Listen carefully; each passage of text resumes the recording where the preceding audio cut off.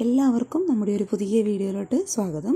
അപ്പോൾ ഇന്നത്തെ നമ്മുടെ റെസിപ്പി എന്ന് പറയുന്നത് ഒരു സിമ്പിളായിട്ടുള്ള പഴംപൊരിയാണ് കേട്ടോ. പഴംപൊരി സാധാരണ നമ്മൾ ചെയ്തെടുക്കുന്നത് തന്നെയാണ്.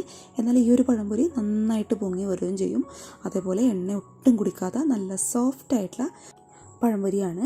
സാധാരണ നമ്മൾ ചില ആൾ ചെയ്തെടുക്കുന്ന സമയത്ത് അവർക്ക് പൊങ്ങി വരില്ല, അതേപോലെ ഭയങ്കര റഫായിരിക്കും, എണ്ണ ഒരുപാട് കുടിക്കുന്നു, അങ്ങനെയുള്ള ഒത്തിരി പ്രശ്നങ്ങൾ ഉണ്ടാവാറുണ്ട്. എന്നാൽ ഈ ഒരു വീഡിയോ കണ്ടു നോക്കിയിട്ട് നിങ്ങൾ പഴംപൊരി ഒരു തവണ ഇതുപോലെ ഒന്ന് ട്രൈ ചെയ്ത് നോക്കട്ടോ. 100% സക്സസ് ആവുന്ന ഒരു അടിപൊളി റെസിപ്പിയാണ്.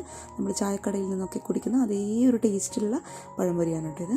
അപ്പോൾ കണ്ടു നോക്കിയിട്ട് ട്രൈ ചെയ്ത് നോക്കുന്ന സമയത്ത് ഉറപ്പായിട്ടും ഫീഡ്ബാക്ക് അറിയിക്കുക. പിന്നെ ഇഷ്ടപ്പെട്ടാൽ വീഡിയോ ലൈക്ക് ചെയ്യാതെ പോകരുത് കേട്ടോ. പിന്നെ പുതുതായിട്ട് നമ്മുടെ ചാനൽ ആരെങ്കിലും കാണുകയാണെന്നുണ്ടെങ്കിൽ കണ്ടിഷ്ടപ്പെടുകയാണെങ്കിൽ പ്ലീസ് ഒന്ന് സബ്സ്ക്രൈബ് ചെയ്തിട്ട് സപ്പോർട്ടും കൂടി ചെയ്യുക. തുടർന്നുള്ള എല്ലാ വീഡിയോസും മറക്കാതെ തന്നെ കാണുക കേട്ടോ. അപ്പോൾ നമുക്ക് വേഗം തന്നെ ഈ ഒരു ചായക്കട സ്റ്റൈലിലുള്ള ഈസി ആയിട്ടുള്ള പഴംപൊരി എങ്ങനെ തയ്യാറാക്കുന്നത് ഒന്ന് കണ്ടു നോക്കാം. അപ്പോൾ ഈ ഒരു പഴംപൊരി റെഡിയാക്കാൻ വേണ്ടിയിട്ട് നമുക്കിതുപോലുള്ളൊരു മിക്സിയുടെ ജാറിലോട്ട് ഒരു 1/4 കപ്പ് അളവിൽ അരിപ്പൊടി, അതായത് പുട്ടിനൊക്കെ എടുക്കുന്ന ഇച്ചിരി തരികളോട് കൂടിയിട്ടുള്ള അരിപ്പൊടി ഇതുപോലുള്ളൊരു മിക്സിയുടെ ജാറിൽ ഒരു 1/4 കപ്പ് അളവിൽ ഇട്ട് കൊടുക്കാം കേട്ടോ. പിന്നെ നമ്മളിതിലോട്ട് ചേർത്ത് കൊടുക്കാൻ വേണ്ടിയിട്ട് പോകുന്നത് ഒരു 1/4 കപ്പ് പ്ലസ് ഒരു 2 ടേബിൾ സ്പൂൺ അളവിലും പഞ്ചസാര. അപ്പോൾ ഒരുപാട് വേണ്ട, 1/4 കപ്പ് അതിൻ്റെ കൂടെ തന്നെ ഒരു 2 ടേബിൾ സ്പൂൺ അളവിൽ പഞ്ചസാരയും കൂടി നമുക്കിത് ഈ ഒരു അരിപ്പൊടിയുടെ കൂടെ ഈ ഒരു മിക്സിയുടെ ജാറിലോട്ട് അങ്ങോട്ട് ഇട്ട് കൊടുത്തേക്കാം. പിന്നെ നല്ലൊരു ഫ്ലേവറിന് വേണ്ടിയിട്ട് ഒരു ഏലക്കായും കൂടി ഞാൻ ഇതുപോലെ ഇതിൻ്റെ കൂടെ അങ്ങോട്ട് ഇട്ട് കൊടുക്കുകയാണ്. ഇനി ഇതെല്ലാം കൂടി നന്നായിട്ട് നമുക്കിവിടെ ജാറിലിട്ടിട്ടൊന്ന് പൊടിച്ചിട്ട് എടുക്കാം കേട്ടോ. ഇനി ഇത് മറ്റൊരു പാത്രത്തിൽ 1 കപ്പ് അളവിൽ മൈദയാണ് കേട്ടോ ഞാൻ ഇട്ട് കൊടുക്കുന്നത്. അതിൻ്റെ കൂടെ തന്നെ നമ്മൾ നേരത്തെ മിക്സിയുടെ ജാറിൽ പൊടിച്ചെടുത്തിട്ടുള്ള പഞ്ചസാരയുടെയും അതേപോലെ അരിപ്പൊടിയുടെയും മിക്സ് ഇതുപോലെ ഇതിലോട്ട് അങ്ങോട്ട് ഇട്ട് കൊടുത്തേക്കാം. ഇതെല്ലാം കൂടി ഒരു വിസ്കോ അല്ലാന്നുണ്ടെങ്കിൽ ഫോർക്കോ നമ്മുടെ കയ്യിൽ സാധാരണ ഒരു സ്പൂണോ വെച്ചിട്ട് നന്നായിട്ട് ഒന്ന് മിക്സ് ചെയ്തിട്ട് എടുക്കുക കേട്ടോ. ആ ഒരു പഞ്ചസാരയും മൈദയും ഏലക്കായുടെ ആ ഒരു ഫ്ലേവറൊക്കെ എല്ലാം കൂടി നന്നായിട്ടൊന്ന് മിക്സ് ആവുന്ന രീതിയിൽ ഇതുപോലെ നന്നായിട്ടൊന്ന് മിക്സ് ചെയ്തിട്ട് കൊടുക്കാം. എല്ലാം കൂടി നന്നായിട്ടൊന്ന് മിക്സ് ചെയ്തെന്ന് കഴിഞ്ഞാൽ പിന്നെ നമുക്കിതിലോട്ട് കുറച്ചായിട്ട് വെള്ളം ഒഴിച്ചിട്ട് നന്നായിട്ടൊന്ന് മിക്സ് ചെയ്തിട്ട് എടുക്കാം കേട്ടോ. വെള്ളം എല്ലാം കൂടി ഒരുമിച്ചിട്ട് ഒഴിച്ചു കൊടുക്കാതെ കുറച്ചായിട്ട് വേണം നമ്മളിതുപോലെ അങ്ങ് മിക്സ് ചെയ്ത് കൊടുക്കാൻ വേണ്ടിയിട്ട്. ഒഴിച്ചു കൊടുക്കുന്ന സമയത്തും അതേപോലെ മിക്സ് ചെയ്യുന്ന സമയത്തൊക്കെ നമ്മൾ ഈ മൈദയിൽ എന്തെങ്കിലും കട്ടകളും കാര്യങ്ങളൊക്കെ ഉണ്ടെന്നുണ്ടെങ്കിൽ കംപ്ലീറ്റ് ആയിട്ട് ഇതുപോലുള്ളൊരു വിസ്ക് വെച്ചിട്ട് നന്നായിട്ട് ഉടച്ചെടുത്തിട്ട് നല്ലൊരു സ്മൂത്തായിട്ടുള്ള ബാറ്റർ റെഡിയാക്കി എടുക്കാം. പിന്നെ വെള്ളം ഒഴിച്ചു കൊടുക്കുന്ന സമയത്ത് വേറൊരു കാര്യം ശ്രദ്ധിക്കുക, ഒരുപാട് അങ്ങോട്ട് കോരി ഒഴിക്കരുത് കേട്ടോ. നമ്മുടെ ഈ ഒരു പഴംപൊരിയുടെ മാവ് എന്ന് പറയുന്നത് ഇത്തിരി ഒരു തിക്കായിട്ടുള്ള കൺസിസ്റ്റൻസിയിലാണ് നമുക്ക് വേണ്ടത്. അതുകൊണ്ട് കുറച്ചായിട്ട് വെള്ളം ഒഴിച്ചിട്ട് വേണം നമുക്കിത് നന്നായിട്ടൊന്ന് മിക്സ് ചെയ്തെടുക്കാൻ വേണ്ടിയിട്ട്.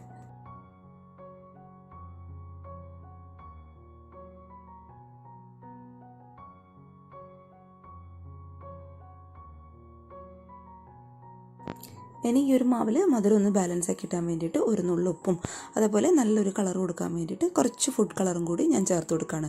അപ്പോൾ ഫുഡ് കളറിന് പകരമായിട്ട് നിങ്ങൾക്ക് വേണമെന്നുണ്ടെങ്കിൽ ഇച്ചിരി മഞ്ഞൾപ്പൊടി ഇട്ട് കൊടുത്താലും മതി കേട്ടോ. ഞാനിപ്പോൾ നല്ലൊരു കളറിനൊക്കെ വേണ്ടിയിട്ടാണ് ഫുഡ് കളർ ചേർത്ത് കൊടുത്തത്. ചേർക്കണമെന്ന് ഒരു നിർബന്ധമില്ല. ഇനി നന്നായിട്ട് എല്ലാം കൂടി ഒന്ന് മിക്സ് ചെയ്ത് കൊടുക്കാം.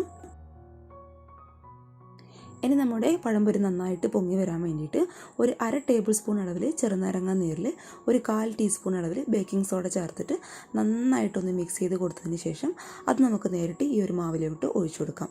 ചെറുനാരങ്ങ നീര് നമ്മൾ ഈ ഒരു മാവിലോട്ട് ചേർത്ത് കൊടുക്കുന്നത് എന്തിനാണെന്ന് വെച്ചാൽ നമ്മുടെ ഈ ഒരു പഴംപൊരി ഒട്ടും എണ്ണ കുടിക്കാതിരിക്കാനും അതേപോലെ ബേക്കിംഗ് സോഡ നമ്മൾ ചേർത്ത് കൊടുക്കുന്നത് നമ്മുടെ ഈ ഒരു പഴംപൊരി നന്നായിട്ട് പൊങ്ങി വരാൻ വേണ്ടിയിട്ടും അതുപോലെ മാവൊക്കെ നന്നായിട്ട് സോഫ്റ്റായിട്ട് വരാൻ വേണ്ടിയിട്ടാണ്.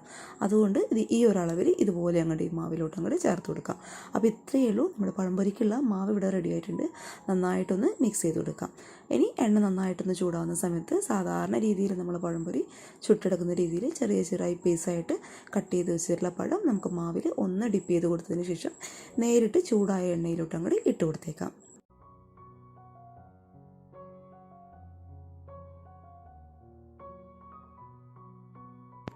അപ്പോൾ ഇത് ഇത്രയേ ഉള്ളൂ, നമ്മുടെ ടേസ്റ്റി ആയിട്ടുള്ള പഴംപൊരി ഇവിടെ റെഡി ആയിട്ടുണ്ട്. നിങ്ങൾക്ക് കാണുമ്പോൾ തന്നെ മനസ്സിലാവുന്നുണ്ടാവും ഒട്ടും എണ്ണ കുടിച്ചിട്ടില്ല, അതേസമയം നന്നായിട്ട് പൊങ്ങി വന്നിട്ടുമുണ്ട് കേട്ടോ. അപ്പോൾ ഇത് ഈ ഒരു രീതിയിൽ ഒരു തവണയെങ്കിലും നിങ്ങൾ ഒരു തവണ പഴംപൊരി ഉണ്ടാക്കി നോക്കൂ. നല്ല ടേസ്റ്റാണ്, ഉള്ളൊക്കെ നല്ല സോഫ്റ്റായിട്ടുള്ള നല്ല യമ്മി ആയിട്ടുള്ള പഴംപൊരിയാണ് കേട്ടോ. അപ്പോൾ എല്ലാവരും ഇതുപോലെ ഒന്ന് ട്രൈ ചെയ്ത് നോക്കണേ.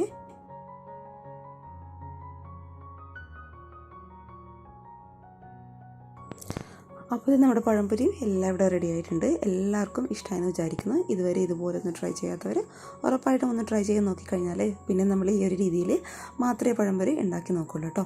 അപ്പോൾ ഉള്ളൊക്കെ ഞാനൊന്ന് കട്ട് ചെയ്ത് കാണിച്ചു തരാം. നമ്മൾ ചായക്കടയിൽ നിന്ന് കിട്ടുന്ന അതേ ഒരു പഴംപൊരിയുടെ ടെക്സ്ചറിൽ തന്നെ നമുക്ക് കിട്ടിയിട്ടുണ്ട്. അതേസമയം ഒട്ടും എണ്ണ ഒഴിച്ചിട്ടുമില്ല, നന്നായിട്ട് പൊങ്ങി വന്നിട്ടുണ്ട് കേട്ടോ. അപ്പോൾ എല്ലാവർക്കും ഇഷ്ടമായെന്ന് വിചാരിക്കുന്നു. ഇഷ്ടപ്പെട്ടാൽ ഉറപ്പായിട്ടും ട്രൈ ചെയ്ത് നോക്കുന്ന സമയത്ത് ഫീഡ്ബാക്ക് മറക്കാതെ അറിയിക്കുക. പിന്നെ ഈ ഒരു മെത്തേഡ് ഇഷ്ടപ്പെട്ടാൽ വേഗം തന്നെ വീഡിയോ ഒന്ന് ലൈക്കും കൂടി ചെയ്തേക്കണേ. പിന്നെ പുതുതായിട്ട് നമ്മുടെ ചാനൽ ആരെങ്കിലും കാണുകയാണെന്നുണ്ടെങ്കിൽ താഴെ കാണുന്ന റെഡ് കളറിലെ സബ്സ്ക്രൈബ് ബട്ടനും കൂടി ഒന്ന് പ്രസ് ചെയ്തിട്ട് സപ്പോർട്ട് ചെയ്യുക. അപ്പോൾ നാളെ ഇതിനേക്കാൾ നല്ലൊരു വീഡിയോ ആയിട്ട് കാണുവരെ thank you for watching Simnas food world. By.